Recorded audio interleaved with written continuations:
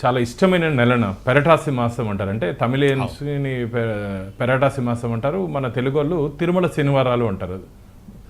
ఇలాంటి పవిత్రమైనటువంటి మాసంలో అయ్యా జగన్మోహన్ రెడ్డి నువ్వు ఏదో పూజలు చేయాలంటే దేనికి చేయాలయ్యా చెప్పు?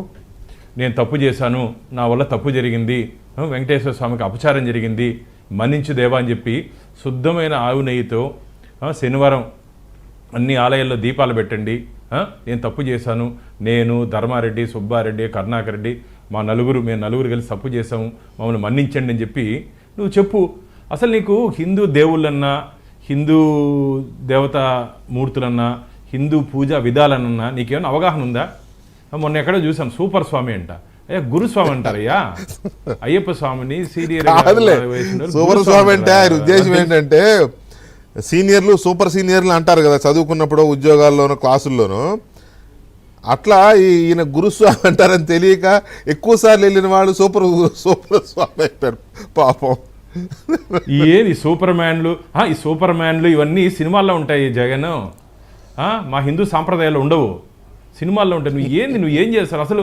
నీకు 7 కొండలకి అంజనాద్రి, నీలాద్రి, శేషాద్రి, విశ్వవాద్రి, గరుడాద్రి, ఈ కొండలకి, పులివెందుల దగ్గర ఉన్న గుట్టలకి, కొండలకి తేడా తెలియని వ్యక్తి నువ్వు. హిందూ సాంప్రదాయాలు ఎప్పుడన్నా ఆచరించావా? నువ్వు అంటే ఈరోజు మాట్లాడకూడదు మతాల గురించి, అసలు నువ్వు హిందువే కాదు కదయ్యా. వాళ్ళ మతాన్ని అవమానించట్లేదు కదా బాబు, నువ్వు పలానా మతం తప్ప హిందువు కాదు కదా అంటారు. తప్పేం? What is wrong in that? తప్పేం లేదు. ఇప్పుడు నాకు ఒక వ్యక్తి ఒక ఫోటో పంపించాడన్న, తమిళనాడులో ఒక గుళ్ళో, ఒకసారి చూడండి, ధ్వజస్తంభం దగ్గర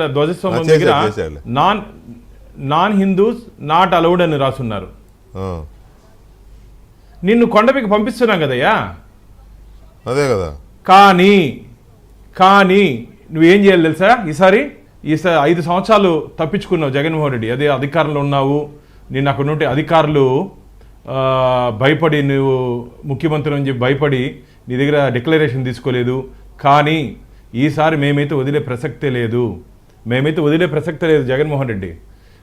నియమ నిబంధనలు పాటించాల్సిన అవసరం ఉంది. నీకు చట్టం చెప్తా, ఒకసారి తెలుసుకో.